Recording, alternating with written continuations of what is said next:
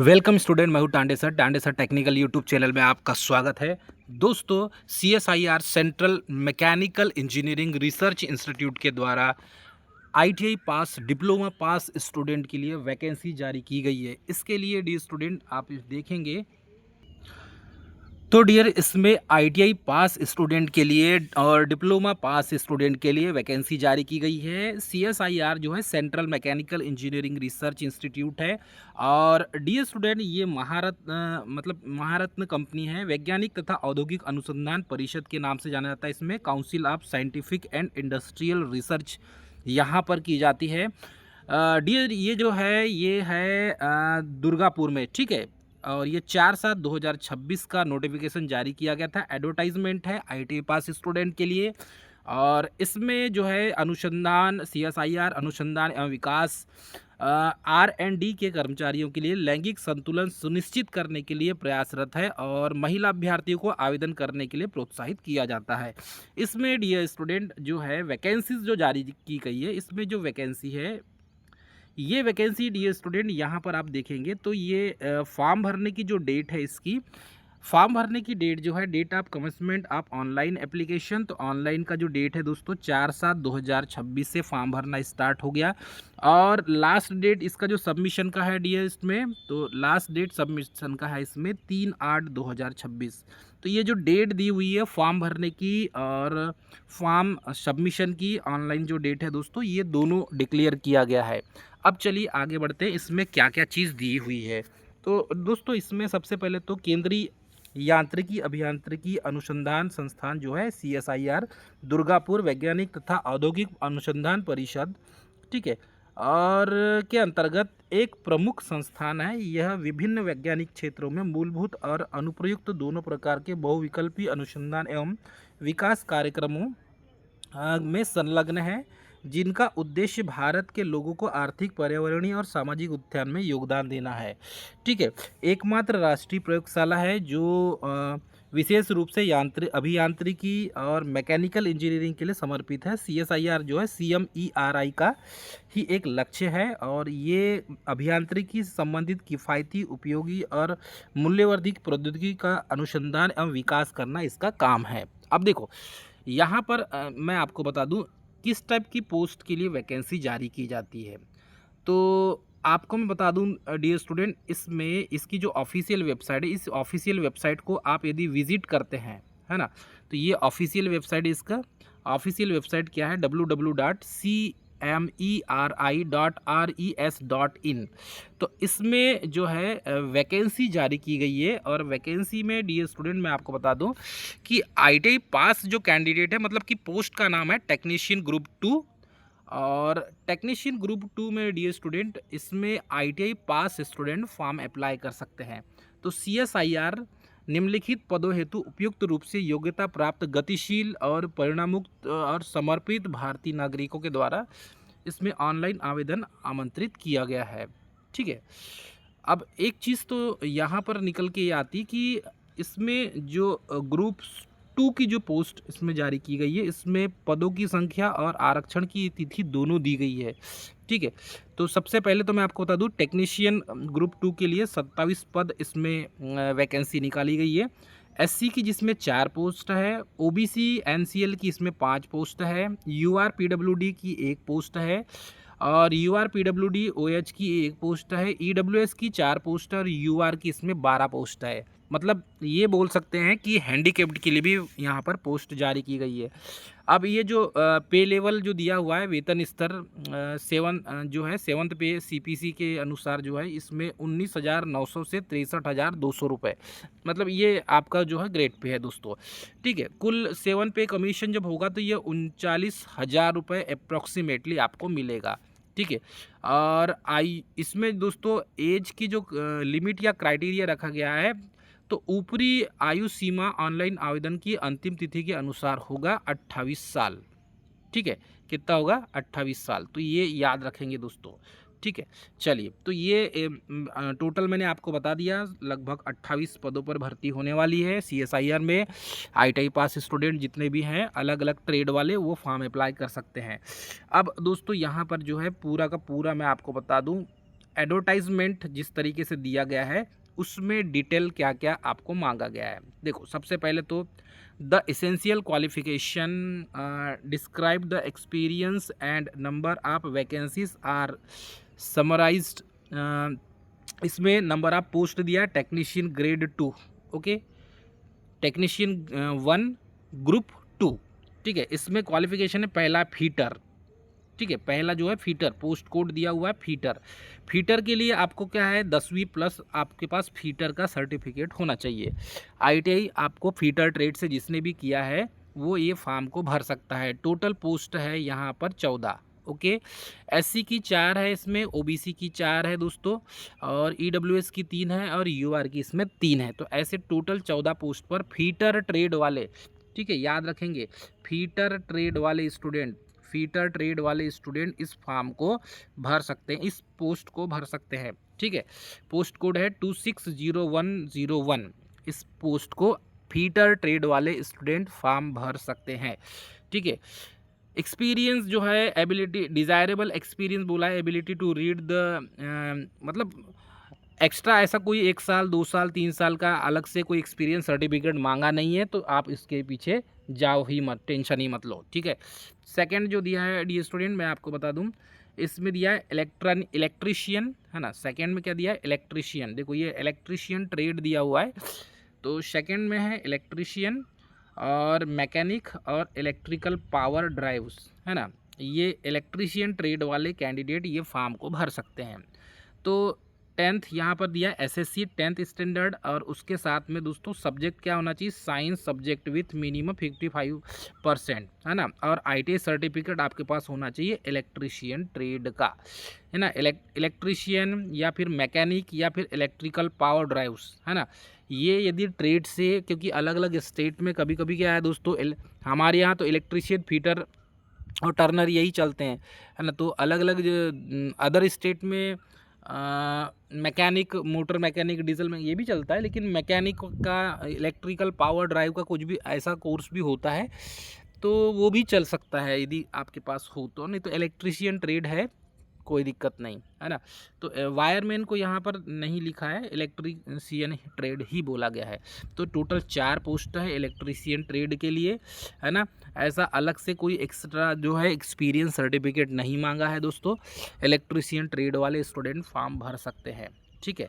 तो ये दोस्तों आप याद रखेंगे, ठीक है। उसके बाद ये तीसरी जो पोस्ट है यहाँ पर देखेंगे, तो इसमें दिया हुआ है इलेक्ट्रॉनिक्स मैकेनिक, ये दिया है इलेक्ट्रॉनिक्स मैकेनिक या इंस्ट्रूमेंट मैकेनिक।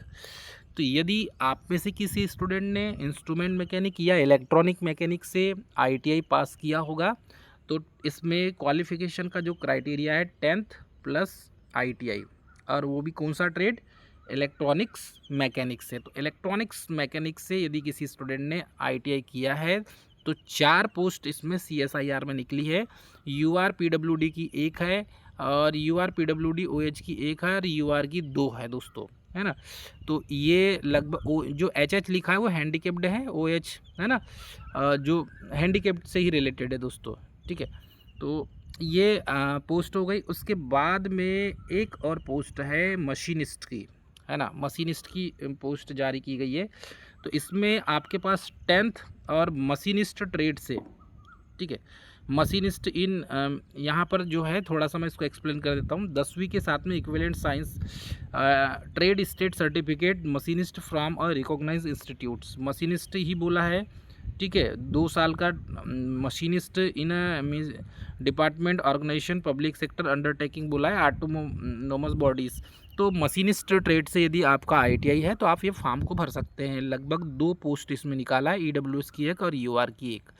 तो डी स्टूडेंट इस फॉर्म को आप भरेंगे तो आप पूरा का पूरा जो है पीडीएफ को अच्छे से पढ़ लीजिएगा, और उसके बाद या तो ये वीडियो को पूरा अच्छे से देख लीजिएगा दोस्तों, तब फॉर्म आपको भरना है ना। फाउंड्री मैन के लिए भी वैकेंसी जारी की गई है। यदि आपके पास 10th के पास बाद में आईटीआई आपने फाउंड्री मैन से किया है तो आप इस फॉर्म को भर सकते हैं। एक ही पोस्ट है यूआर की, ठीक है। अब यू आर रिजर्व कैटेगरी है, मतलब जनरल से है तो कोई भी कैटेगरी वाला भर सकता है। जनरल की वैकेंसी कोई भी कैटेगरी वाला भर सकता है ना, चाहे वो SC हो, ST हो, OBC हो, जनरल हो, है ना, कोई भी भर सकता है। ओके, ठीक है। तो यही था दोस्तों। अब इसके साथ में फाउंड्री मैन के साथ में 3 साल का जो है फाउंड्री मैन इन इंडस्ट्रियल 3 साल का वर्क एक्सपीरियंस बोला है, तो कहीं से ही बनवा लीजिएगा। उसके बाद मैकेनिक मोटर व्हीकल डीजल के लिए है।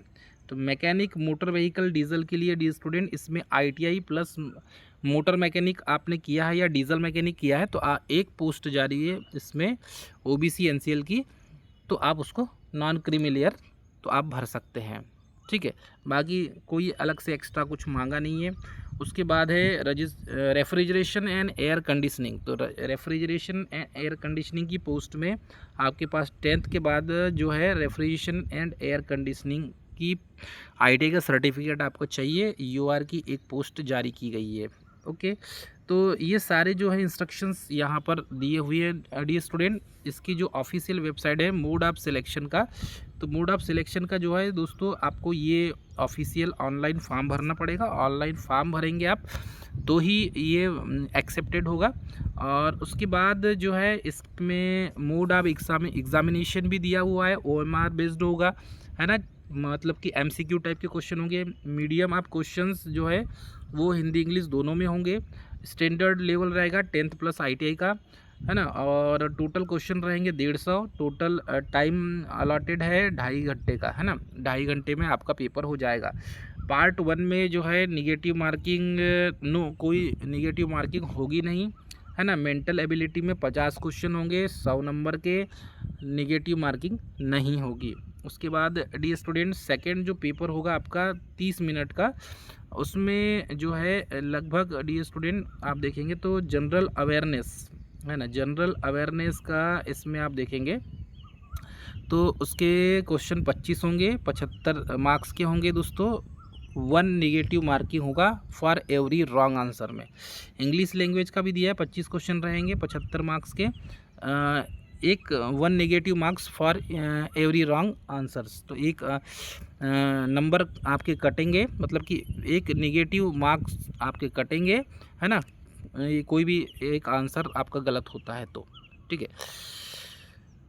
चलिए, उसके बाद पेपर थर्ड जो होगा, इसमें पेपर थर्ड में दिया है कंसर्न सब्जेक्टिव, 50 क्वेश्चन होंगे 150 नंबर के, 1 negative mark for every wrong answer, एक नेगेटिव, है ना। तो ये तो मैंने आपको बता दिया। बाकी जो दोस्तों पूरी की पूरी डिटेल जानकारी आपको इस PDF को पढ़ना भी पड़ेगा, क्योंकि वीडियो बहुत ज़्यादा लंबा बन जाएगा दोस्तों। और उतना मुझे पता है स्टूडेंट बहुत कम वीडियो को पूरा देखते हैं, है ना, स्किप कर करके देखते हैं। लेकिन स्किप करके नहीं देखना है दोस्तों। एज लिमिट और रिलैक्सेशन का क्राइटेरिया जो है वो जैसा का वैसा ही मैं आपको बता देता हूँ, जैसा दिया हुआ है। SC ST के लिए 5 साल का रिजर्वेशन है। अदर बैकवर्ड क्लासेस के लिए 3 साल का, PWD के लिए 10 साल का, PWD OBC के लिए 13 साल का, PWD SC ST के लिए 15 साल का, है ना। और departmental of candidate CSIR counselling का है तो वो उसको 5 साल का मिलेगा, ठीक। एडिशनल परमिसिबल रिलैक्सेशन के लिए जो है कोई वीडियो डिवाइस वोमेन वगैरह है जुडिशली सेपरेटेड अलग हुए हैं तो वो उनको 35 साल का age up to 35 year of age दिया हुआ है ना। वैसे ही SC ST के लिए भी है 40 साल, एक सर्विसमैन के लिए 3 साल और अलग से रिलैक्सेशन दिया गया है, ठीक है। उसके बाद पूरा का पूरा तो दोस्तों ये तो मैंने आपको बता दिया। और अदर कंडीशंस वगैरह इसमें कुछ अलग से कुछ दिया नहीं है ना। हाउ टू अप्लाई, आपको जाना है, अप्लाई कैसे करेंगे, तो ये ऑफिशियल वेबसाइट है। इस वेबसाइट की लिंक मैं डिस्क्रिप्शन बॉक्स में दे दिया हूँ दोस्तों। आप वहाँ से जाकर आप इस फॉर्म को अप्लाई कर सकते हैं। बाकी और कोई जानकारी के लिए आप मुझे कमेंट भी कर सकते हैं, मैं उसके जवाब ज़रूर दूंगा आपको। ऑनलाइन एप्लीकेशन विल भी अवेलेबल कब होगा दोस्तों, ये स्टार्ट हो जाएगा डेट ऑफ ओपनिंग 4/7/2026 से, और क्लोजिंग होगा 3/8/2026 तक। तो ये इसके पहले फॉर्म भर लीजिएगा, है ना। आपको SC ST रुपीज़ फॉर्म भरने का जो है नॉन रिफंडेबल है, 500 रुपये फॉर 500 रुपीज़ हो जाएगा। ये हो जाएगा दोस्तों, है ना, नॉन रिफंडेबल होगा। इसमें मैंडेटरी है, the fees is to be deposit online through the State Bank collect only. ठीक है, तो ये इसको पढ़ लेना आप। Non refundable fees 500 rupees for applicant other than ex serviceman, SC ST women, PWD is mandatory. ठीक है, the fee is to be deposited online through the State Bank collect only. Okay, the payment detail, transaction number वगैरह ये जो है generated after the successful payment. Form भरते समय खुद ही समझ में आ जाएगा, नहीं आएगा तो सीधे कैफ़े जाना दोस्तों, कैफ़े में जाके भर लेना, है ना, ज़्यादा अच्छा रहता है। ठीक है, कैफ़े में जाके भरना बहुत ज़्यादा अच्छा रहता है। Candidate should not send the hard copy. देखो भैया, आपको फॉर्म भरने के बाद हार्ड कॉपी सेंड करना नहीं है, एक चीज़ याद रखना, है ना, send hard copy of the submission after पर। ठीक है, तो candidate should not send a hard copy of the application after submission. ठीक है, ये दिया हुआ है। तो ये सारी चीज़ों को आप अच्छे से पढ़ लीजिएगा दोस्तों, पूरी डिटेल जानकारी। डॉक्यूमेंट्स अपलोड क्या क्या करना है आपको मैं बता देता हूँ। ठीक है, 10वीं 12वीं कलर फ़ोटो होगी आपकी, सिग्नेचर होगा आपका, 500 रुपये का एप्लीकेशन फ़ीस की रिसिप्ट होगी, SSC है ना, 10वीं 12वीं की मार्कशीट, ITI की पूरी मार्कशीट दोस्तों आपके पास, कैटेगरी की मूल निवासी स्थायी जाति वगैरह, आधार कार्ड वगैरह, है ना, ये सब आपको लगेगा। इतना आप इसको कंप्लीट कर लीजिएगा। बाकी दोस्तों एनी क्यूरी के लिए यहाँ पर दिया हुआ है, तो इसकी पूरी डिटेल जानकारी आपको मिल जाएगी। बाकी ये फॉर्मेट दिया है दोस्तों, ये फॉर्मेट को आप अपने हिसाब से आप सेट जो है फॉर्म भर के अप्लाई मतलब कि सर्टिफिकेट बनवा सकते हैं। तो बाकी जानकारी दोस्तों यही है। मिलते हैं नेक्स्ट वीडियो में, तब तक के लिए स्वस्थ रहें, मस्त रहें, मुस्कुराते रहें। और यदि कोई क्यूरी हो तो आप हमें कमेंट करके ज़रूर पूछ सकते हैं। ठीक है डियर स्टूडेंट, मिलते हैं नेक्स्ट वीडियो में, तब तक के लिए स्वस्थ रहें, मस्त रहें, मुस्कुराते हैं। जय हिंद।